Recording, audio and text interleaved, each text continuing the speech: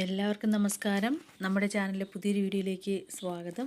എൻ്റെ പ്രിയപ്പെട്ട വിദ്യാർത്ഥികളെ, നമ്മൾ ഹിസ്റ്ററി 20 ക്വസ്റ്റ്യൻസ് ആണ് ഡിസ്കസ് ചെയ്തത് അല്ലേ. 21ാമത്തെ ക്വസ്റ്റ്യനിലേക്ക് പോവുകയാണ്. 21ാമത്തെ ക്വസ്റ്റ്യൻ എന്താണ്? The lowest level of administration under Satavahanas was a dash which was under the charge of a dash. Lowest level of administration, അതായത് ഭരണത്തിൻ്റെ ഏറ്റവും താഴത്തെ തലം, അണ്ടർ ശതവാഹനാസ്, ശതവാഹനന്മാരുടെ ഭരണത്തിലെ ഏറ്റവും താഴെത്തട്ടിലുള്ള ആ ഭരണത്തിന് പറയുന്ന പേര്. Satavahanas was a dash and dash which was under a charge of, എന്നിട്ട് അതിന് ചാർജ് എടുത്തിരിക്കുന്ന അല്ലെങ്കിൽ അതിൻ്റെ മേലധികാരിയായിട്ടുള്ള ആളും പറയുന്ന പേരാണ് അവിടെ ചോദിച്ചിരിക്കുന്നത്. 22ാമത്തെ question, Tamilakam stretches between the hills of dash and the tip of dash. Tamilakam എവിടെ മുതൽ എവിടെ വരെയാണ് വ്യാപിച്ചിരിക്കുന്നതെന്നാണ്. 23ാമത്തെ question, the dash and dash system under the Mughals in India evolve through the time. ഏതൊക്കെ system, dash and dash system under Mughals in India, ഇന്ത്യയിൽ മുഗളന്മാരുടെ കീഴിൽ ഏതൊക്കെ സിസ്റ്റമാണ്, ഏതൊക്കെ സമ്പ്രദായങ്ങളാണ് ആ സമയത്ത് അതായത് നടപ്പിലാക്കിയിരുന്നത് എന്നുള്ളതാണ് ആ ക്വസ്റ്റ്യൻ. നെക്സ്റ്റ് 24ാമത്തെ question, the police officer in rural area was called dash and in urban area was called dash under the Marathas. Rural area എന്ന് പറയുമ്പോൾ ഗ്രാമപ്രദേശം, അർബൻ ഏരിയാസ് എന്ന് പറഞ്ഞാൽ നഗരപ്രദേശം. Police officer in rural area was called, rural areas അതായത് ഗ്രാമപ്രദേശങ്ങളിലെ police ഓഫീസറിനെ വിളിച്ചിരുന്ന പേര് എന്താണെന്നും, അതുപോലെ അർബൻ ഏരിയ നഗരത്തിലെ പോലീസ് ഓഫീസറിനെ വിളിച്ചിരുന്ന പേരും അണ്ടർ ദി മറാഠാസ്, മറാഠ ഭരണത്തിന് കീഴിൽ നഗരത്തിലെയും ഗ്രാമത്തിലെയും പോലീസ് ഓഫീസേഴ്സിനെ വിളിച്ചിരുന്ന പേരാണ് ചോദിച്ചിരിക്കുന്നത്. 25ാമത്തെ question, complete the following sentences any two. ഏതെങ്കിലും രണ്ടെണ്ണം എഴുതിയാൽ മതി.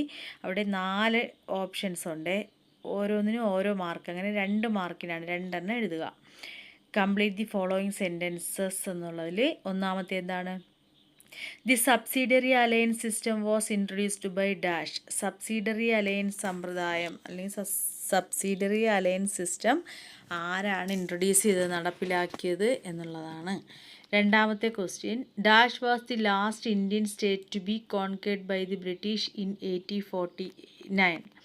1849 ഏതാണ് dash was the last Indian state, അവസാനത്തെ ഇന്ത്യൻ ഭരണപ്രദേശത്തിലെ സംസ്ഥാനം ടു ബി കോൺക്വേർഡ് ബൈ ബ്രിട്ടീഷുകാർ 1849 കീഴടക്കിയ പ്രദേശം ഏതാണ്? മൂന്നാമത്തെ question, the permanent settlement system, permanent സെറ്റിൽമെൻറ്റിൽ ശാശ്വത ഭൂനികുതി വ്യവസ്ഥ വാസ് ഇൻട്രൊഡ്യൂസ്ഡ്, ആരാണ് ഇൻട്രൊഡ്യൂസ് ചെയ്തത്, കൊണ്ടുവന്നത് എന്നാണ്. നാലാമത്തെ question, the charter act of dash ended the monopoly, monopoly എന്ന് പറഞ്ഞാൽ കുത്തക, of the company over trade with India. ഏത് ചാർട്ട് പ്രകാരമാണ് കമ്പനിയുടെ, ഈസ്റ്റ് ഇന്ത്യ കമ്പനിയുടെ കുത്തക ഏതിലുള്ളതാണ്? നമ്മുടെ കച്ചവടവുമായി ബന്ധപ്പെട്ട, അല്ലെങ്കിൽ മറ്റൊരു പേരെന്താണ്, വ്യാപാരം, വ്യവസായവുമായിട്ടൊക്കെ ബന്ധപ്പെട്ട ഇന്ത്യയുമായിട്ടുള്ള വ്യാപാരത്തിന്മേലുള്ള അവരുടെ കമ്പനിയുടെ കുത്തക അവസാനിപ്പിച്ച് എൻഡ് ചെയ്ത ആ ചാർട്ടർ ആക്ട് ഏതാണെന്നാണ്. ഈ 4 ക്വസ്റ്റ്യൻസിൽ നിങ്ങൾക്ക് 2 എണ്ണം എഴുതിയാൽ മതി. നെക്സ്റ്റ് 26ാമത്തെ ക്വസ്റ്റ്യൻ, രാമപ്പണിക്കർ റോട്ട് ഭാരതഗാഥ. ഭാരതഗാഥ രചിച്ചത് രാമപ്പണിക്കർ. അതുപോലെ dash and dash are considered important works in Malayalam. അതുപോലെ തന്നെ ഏതെങ്കിലും മലയാളത്തിലെ 2 ഇമ്പോർട്ടൻറ്റ് കൃതികൾ, പ്രധാന കൃതികൾ പറയാനായിട്ടാണ്. 27ാമത്തെ question, the Mughal provincial administration. Provincial administration means പ്രവിശ്യാഭരണം. മുഗളന്മാരുടെ പ്രവിശ്യാഭരണം ഹാഡ് 2 മെയിൻ ഹെഡ്സ്. 2 പ്രധാന തലവന്മാരുണ്ടായിരുന്നു. അതിൽ ആരൊക്കെയാണ്? ഡാഷ് ആൻഡ് ഡാഷ് ആരൊക്കെയാണെന്നാണ്. 28ാമത്തെ question, the Nizam of dash was first to enter in A subsidiary alliance with the English. ബ്രിട്ടീഷുകാരുമായി സബ്സിഡറി അലയൻസിൽ ഒപ്പുവെച്ച, അല്ലെങ്കിൽ അവരോട് ചേർന്ന് ആദ്യമായി സബ്സിഡറി അലയൻസിൽ ഏർപ്പെട്ടത് എവിടുത്തെ നിസാം? നിസാം എവിടുത്തെ ഭരണാധികാരിയാണെന്ന് നമുക്കറിയാം. നിസാം ഓഫ് ഡാഷ് എവിടുത്തെ നിസാമാണെന്നാണ്. അത് ഒരു മൾട്ടിപ്പിൾ ചോയ്സ് ക്വസ്റ്റ്യനാണ്. 28ാമത്തെ ഒന്നിൽ നിങ്ങൾക്ക് ആ ക്വസ്റ്റ്യൻ അറ്റൻഡ് ചെയ്യാം, അല്ലെങ്കിൽ മറ്റൊരെണ്ണം കൂടിയുണ്ട്. എന്താണ്? The government of India act of dash finally gave direct rule to the dash and ended the company's rule. അവിടെ വർഷമാണ് ആദ്യത്തെ ഡാഷിൽ ചോദിച്ചിരിക്കുന്നത്. The government of India act എന്നായിരുന്നു, ഏത് വർഷമാണെന്നാണ് അവിടെ അവസാനം. Finally gave direct rule to the dash, ആർക്ക്? കമ്പനി റൂൾ അവസാനിപ്പിച്ചുകൊണ്ട് ആരിലേക്കാണ് നേരിട്ട് ഭരണം ഏറ്റെടുത്തത്? ഏത് ആക്റ്റാണ്? ഏത് വർഷത്തെ? ഗവൺമെൻറ് ഓഫ് ഇന്ത്യ ആക്ട് പ്രകാരം എന്നാണ്. ആ വർഷം എഴുതണം. 29ാമത്തെ question. Mussolini came to power by organising 30,000 black shirts use on dash. അതായത് നമുക്കറിയാം മുസോളിനിയുടെ ബ്ലാക്ക് ഷർട്ട്സ്, കറുത്ത കുപ്പായക്കാർ എന്ന് പറയുന്ന അവരുടെ ഒരു യുവാക്കളെ സംഘടിപ്പിച്ചുകൊണ്ടുള്ള ആർമി.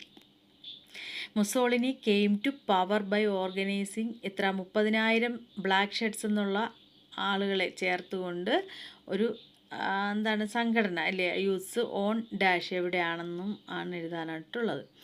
ഇനി 29ാമത്തേൽ മൾട്ടിപ്പിൾ ചോയ്സാണ്. അടുത്തൊരു ക്വസ്റ്റ്യൻ ഉണ്ട്. ഇൻ റഷ്യയിൽ Bolshevik means dash and Menshevik means dash. ബോൾഷെവിക്കുകളും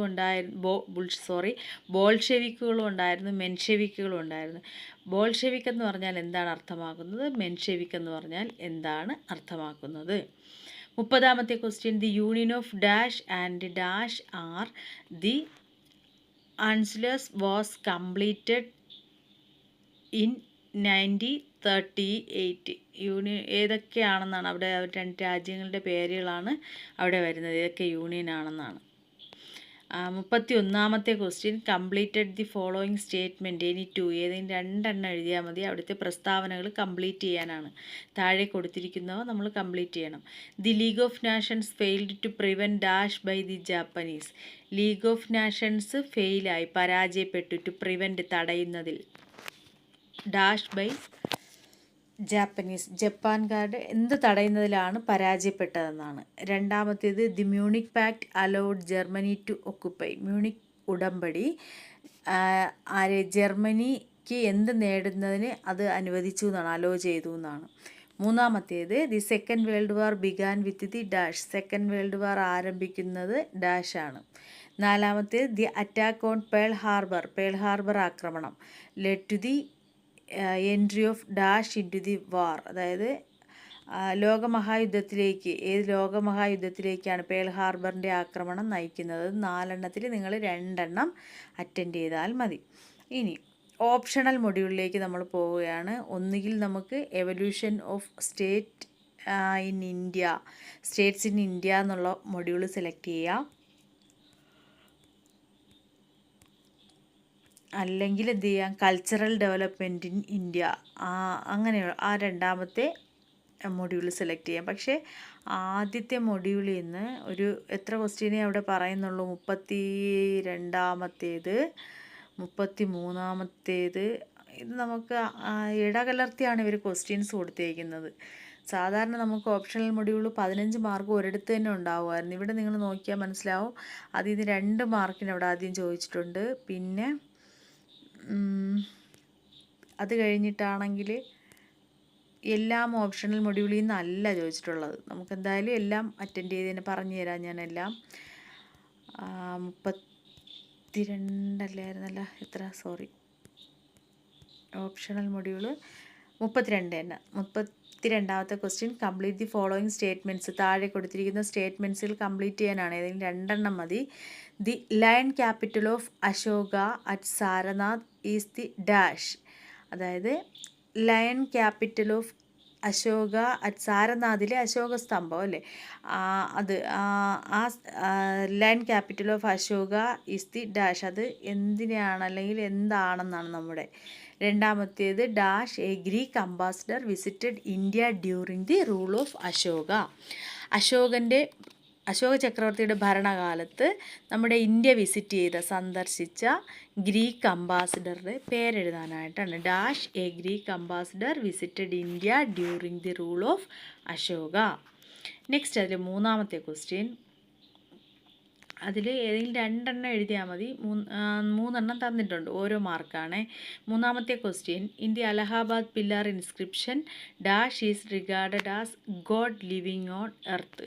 Allahabad pillar description അല്ലേ, അതിൽ dash is regarded as God, ആരെയാണ് ഭൂമിയിൽ അതായത് ലിവിങ് ഓൺ എർത്ത്, ഭൂമിയിൽ ജീവിക്കുന്ന ദൈവം എന്ന് വിശേഷിപ്പിച്ചിരിക്കുന്നത് അലഹാബാദ് പില്ലർ ഇൻസ്ക്രിപ്ഷനിൽ ആരെയാണെന്നാണ്.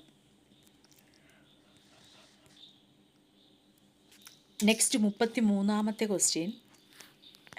അടുത്ത ക്വസ്റ്റ്യനിലേക്ക് പോകുന്നതിന് മുമ്പ് നിങ്ങളോട് നമ്മുടെ ചാനൽ ആരെങ്കിലും സബ്സ്ക്രൈബ് ചെയ്യാതെ കാണുന്നുണ്ടെങ്കിൽ നിങ്ങൾ ദയവായിട്ട് സബ്സ്ക്രൈബ് ചെയ്യുക, വീഡിയോ ലൈക്ക് ചെയ്ത് കാണുക.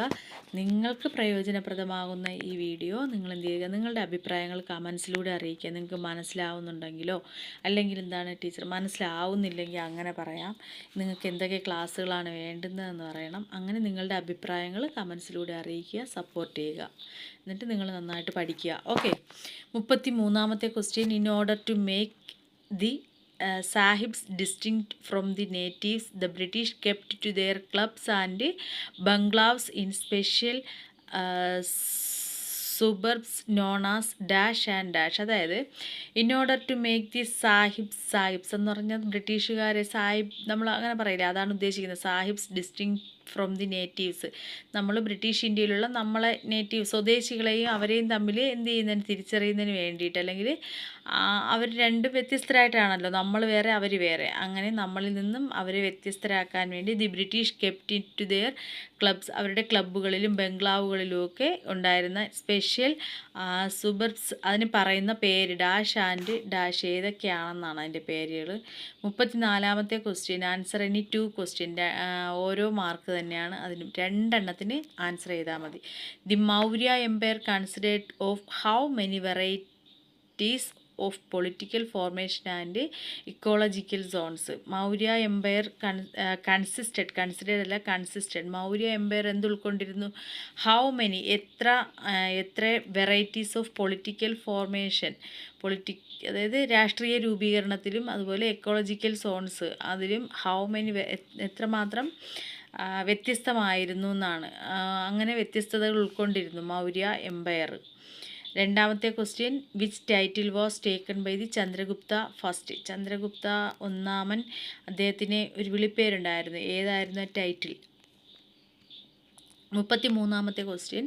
The Gupta state was divided into provinces which were known as. Gupta സാമ്രാജ്യത്തെ അല്ലെങ്കിൽ ഗുപ്ത സ്റ്റേറ്റിനെ പ്രൊവിൻസസ് പ്രവിശ്യകളായിട്ട് വിഭജിച്ചിരുന്നു. അതിനെ അറിയപ്പെട്ടിരുന്ന പേര് വിച്ച് വെയർ നോൺ ആസ്, അവ അറിയപ്പെട്ടിരുന്നത് ഏത് പേരിലാണ്?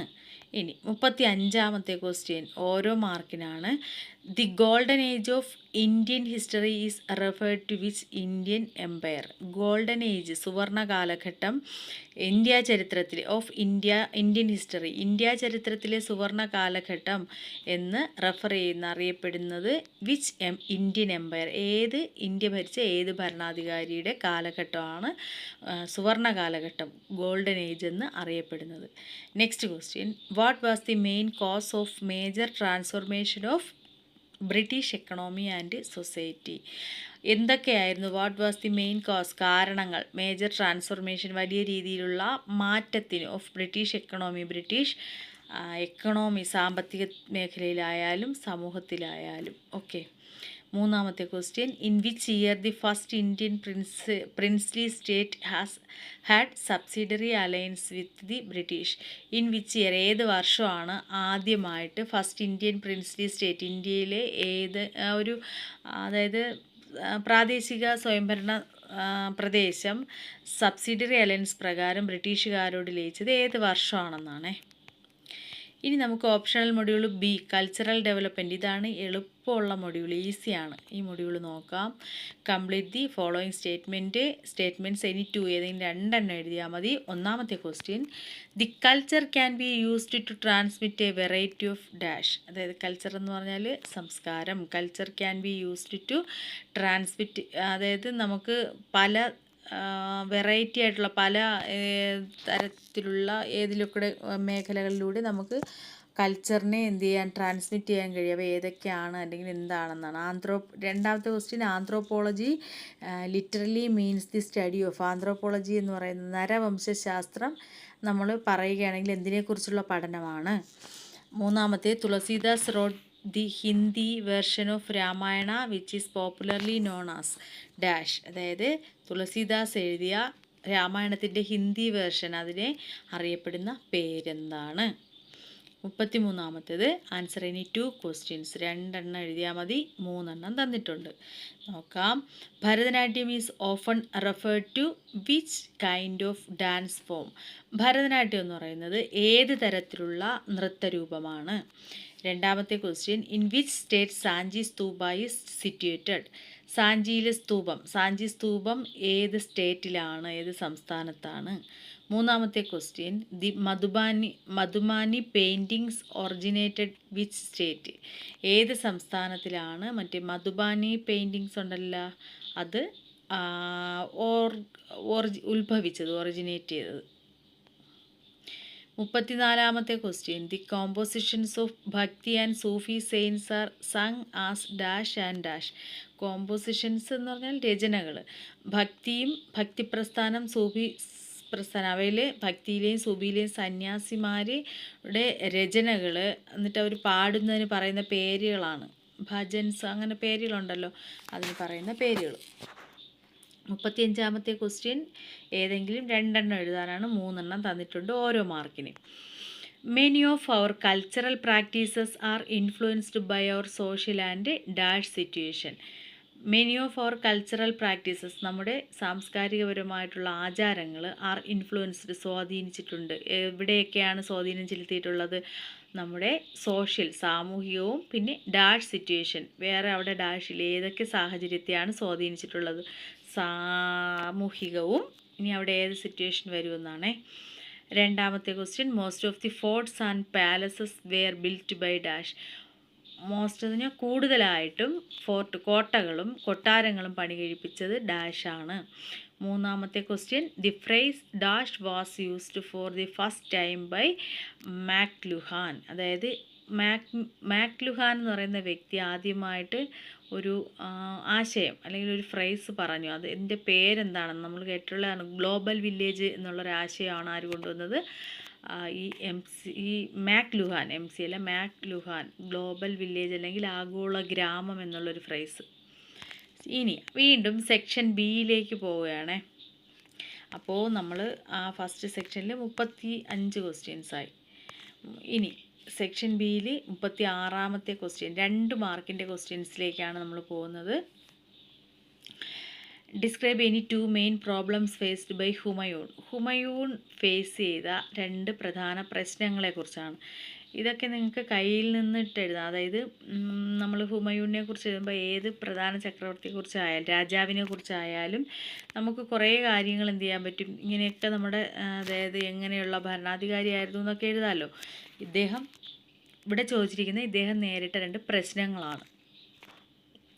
രണ്ടാമത്തെ question, describe any 2 main achievements of Sher Shah. ഷെർഷയുടെ 2 നേട്ടങ്ങൾ, അതിനെക്കുറിച്ച് എഴുതാനാണ്. അപ്പം നമുക്ക് ഏതെങ്കിലും ഒന്ന് എഴുതിയാൽ മതി. ഒന്നിൽ പ്രോബ്ലംസ് ഫേസ്ഡ് ബൈ ഹുമയൂൺ എഴുതാം, അല്ലെങ്കിൽ മെയിൻ അച്ചീവ്മെൻറ്റ്സ് ഓഫ് ഷെർഷ എഴുതാം. 37ാമത്തെ question, examine the measures Sikandar Lodhi took to improve the dignity and status of Sultan. സുൽത്താൻമാരുടെ dignity, പദവിയും ഡിഗ്നിറ്റിയൊക്കെ ഉയർത്തുന്നതിന് വേണ്ടിയിട്ട് സിക്കന്ദർ ലോധി സ്വീകരിച്ചത് ഏതെല്ലാം മെഷേഴ്സ് ആണെന്നുള്ളതാണ്. രണ്ടാമത്തെ, ഒന്നുകിൽ അതെഴുതാം അല്ലെങ്കിൽ ഇനി പറയുന്ന ക്വസ്റ്റ്യൻ എഴുതാം. How was Zainul അബിദീൻ considered as A great ruler of Kashmir. എന്തുകൊണ്ടാണ് സൈനുൽ അബിദീനെ കാശ്മീരിലെ ഏറ്റവും മികച്ച ഭരണാധികാരി എന്ന് അറിയപ്പെടുന്നത്? ഇവിടെ മറ്റൊരു ക്വസ്റ്റ്യൻ കൂടി വരുന്നുണ്ട്. നമുക്കപ്പോഴവിടെ ചോദിക്കാം, എന്താണ് who was the great ruler of Kashmir എന്ന് ചോദിക്കാം. കാശ്മീരിലെ ഏറ്റവും പ്രഗത്ഭനായിട്ടുള്ള ഭരണാധികാരി എന്നറിയപ്പെടുന്നത് ആരാണ്? സൈനുൽ അബിദീൻ. അദ്ദേഹത്തെ എന്തുകൊണ്ടാണ് അങ്ങനെ പറയുന്നത്? Examine by giving any 2 reasons. 2 കാരണവും നമ്മൾ പറയാനാണ്. ഓക്കെ, 38ാമത്തെ question examine the institution of ഗോത്രയെക്കുറിച്ച് നിർവചിക്കാൻ, ഗോത്രം അതിനെക്കുറിച്ച് എഴുതാനാണ്. 39 discuss any 2 main international alliances formed by 1914. 1914 form ചെയ്ത് രൂപീകരിച്ച അന്താരാഷ്ട്ര സഖ്യങ്ങൾ ഏതൊക്കെയാണ്? 2 ഇല്ലെങ്കിൽ 2 മാർക്കിൻ്റെ ക്വസ്റ്റ്യനാണ്. ഓർ മറ്റൊരു ക്വസ്റ്റ്യൻ കൂടിയുണ്ട്. Discuss the 2 ideologies that clashed in cold war. ശീതസമര കാലഘട്ടത്തിൽ, കോൾഡ് വാർ കാലഘട്ടത്തിൽ തമ്മിൽ ഏറ്റുമുട്ടിയ 2 ആശയശക്തികൾ അല്ലെങ്കിൽ ആശയങ്ങൾ ഏതൊക്കെയായിരുന്നു? അതായത് മുതലാളിത്ത ചേരിയും കമ്മ്യൂണിസ്റ്റ് ചേരിയുമായിട്ട് ലോകരാജ്യങ്ങൾ മാറിയല്ലേ. അമേരിക്കയുടെ നേതൃത്വത്തിലുള്ള മുതലാളിത്ത സങ്കല്പവും അതുപോലെ സോഷ്യലിസം, ഇത് 2 തന്നെയായിരുന്നു ആശയങ്ങൾ, നമുക്ക് പറയാം ആൻസറിലൂടെ. 40ാമത്തെ ക്വസ്റ്റ്യൻ എന്താണ്? When and how was east India companies rule abolished? എപ്പോൾ എങ്ങനെയാണ് ഈസ്റ്റ് ഇന്ത്യ കമ്പനിയുടെ ഭരണം അവസാനിച്ചത്? ഇനി വീണ്ടും നോക്കിക്കേ, നിങ്ങൾ വീണ്ടും ഓപ്ഷണൽ മൊഡ്യൂളിലേക്ക് വരികയാണ്. എല്ലാം കൂടി ഒരിടത്ത് കൊടുത്തിരുന്നെങ്കിൽ എന്ത് എളുപ്പമായിരുന്നു. ഇനി 2 മാർക്കിൻ്റെ question evolution of States in India first മൊഡ്യൂളിൽ നിന്ന്, ഓപ്ഷണൽ മൊഡ്യൂളിൽ നിന്ന്. 41ാമത്തെ ക്വസ്റ്റ്യൻ അവിടെ 2 മാർക്കിന് evaluate the role of king in Chola administration. Chola ഭരണത്തിൽ രാജാവിൻ്റെ റോൾ എന്താണെന്നുള്ളത് നമ്മൾ പഠിച്ച ഓപ്ഷണൽ മൊഡ്യൂളാണ് ഇനി വരുന്നത്. അതിൽ 2 മാർക്കിൻ്റെ ക്വസ്റ്റ്യൻ എന്ന് പറയുന്നത് എന്താണ്? അതായത് കൾച്ചർ ഡെവലപ്മെൻറ്റ് ഇൻ ഇന്ത്യ എന്നുള്ളതിലാണ്. 41ാമത്തെ question assess the earliest designs on textiles in India. പഴയ കാലത്തുണ്ടായിരുന്ന, ആദ്യകാലത്തുണ്ടായിരുന്ന ഡിസൈനുകളെക്കുറിച്ച്, ഡിസൈൻസ് ഓൺ ടെക്സ്റ്റൈൽസ്, വസ്ത്രത്തിലെ ഡിസൈനുകൾ, അതിനെക്കുറിച്ചൊക്കെ ഇന്ത്യയിലുണ്ടായിരുന്നതിനെക്കുറിച്ച് എഴുതാനായിട്ടാണ് 2 മാർക്ക്. 42ാമത്തെ question examine any 3 personality features of Samudragupta. സമുദ്രഗുപ്തൻ്റെ ഏതെങ്കിലും 3 വ്യക്തിത്വപരമായിട്ടുള്ള സവിശേഷതകൾ, അദ്ദേഹത്തിൻ്റെ ക്യാരക്ടറിനെ കുറിച്ചൊക്കെ എഴുതാനാണ് 2 മാർക്ക്. 43ാമത്തെ question describe any 3 important features of Sufi movement. സൂഫി പ്രസ്ഥാനത്തെക്കുറിച്ച്, ഇന്ത്യയിലെ സൂഫി പ്രസ്ഥാനത്തെക്കുറിച്ച് എഴുതാൻ 2 സവിശേഷതകൾ.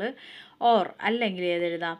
മെൻഷൻ എനി 3 സിമിലാരിറ്റീസ്, 3 സാദൃശ്യങ്ങൾ in the teachings of monotheistic bhakti saints in north India. North ഇന്ത്യയിലെ ഏകദൈവ വിശ്വാസികൾ അല്ലെങ്കിൽ ആ ഭക്തി സെയിൻസ് സന്യാസികളുടെ അവരുടെ ഉദ്ബോധനങ്ങളുണ്ടായി, ടീച്ചിങ്സ്, അതിനെക്കുറിച്ച്.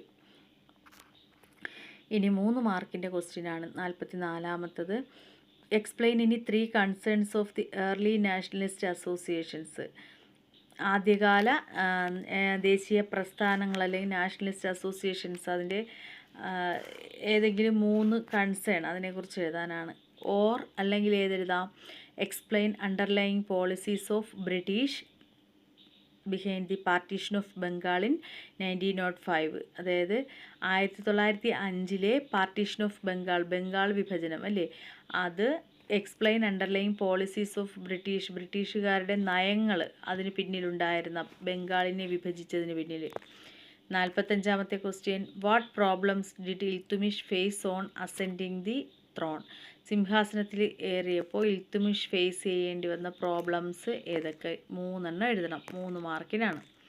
46ാമത്തെ question discuss the Munich pact. എന്താണ് മ്യൂണിക് ഉടമ്പടി അല്ലെങ്കിൽ മ്യൂണിക് കരാർ? Explain outcome of the Yalta conference. അല്ലെങ്കിൽ ഏതെഴുതാൻ നമുക്ക്? യാൾട്ട കോൺഫറൻസിനെ കുറിച്ച്. 47ാമത്തെ question explain the grievances of Indian sepoys against British Raj. അതായത് ഇന്ത്യൻ പട്ടാളക്കാർക്ക് ബ്രിട്ടീഷുകാരോട് പെട്ടെന്നൊരു വൈരാഗ്യം അല്ലെങ്കിൽ എതിർപ്പ് തോന്നാനുള്ള കാരണം. ഓർ അത് 5 മാർക്കിനാണ്. അല്ലെങ്കിൽ ഏതെഴുതാം? Explain the nature and the significance of early resistance towards company's rule. Explain the nature and the significances. Nature എന്ന് പറയുമ്പോൾ സ്വഭാവം അല്ലേ, അതായത് സ്വഭാവ സവിശേഷതകൾ. ഏർലി റെസിസ്റ്റൻസ് ആദ്യകാല ചെറുത്തുനിൽപ്പ് ടുവേർഡ്സ് കമ്പനീസ് റൂൾ, കമ്പനി ഭരണത്തിനെതിരെ ആദ്യകാല ചെറുത്തുനിൽപ്പ്, അതിൻ്റെ സവിശേഷതകളെക്കുറിച്ചൊക്കെ എഴുതാനാണ്. 5 മാർക്കിൻ്റെ ക്വസ്റ്റ്യനാണ് അത്. 48ാമത്തെ question how do anthropologist refer to cultural institutions or simple systems that are undergoing change in contemporary world? Explain.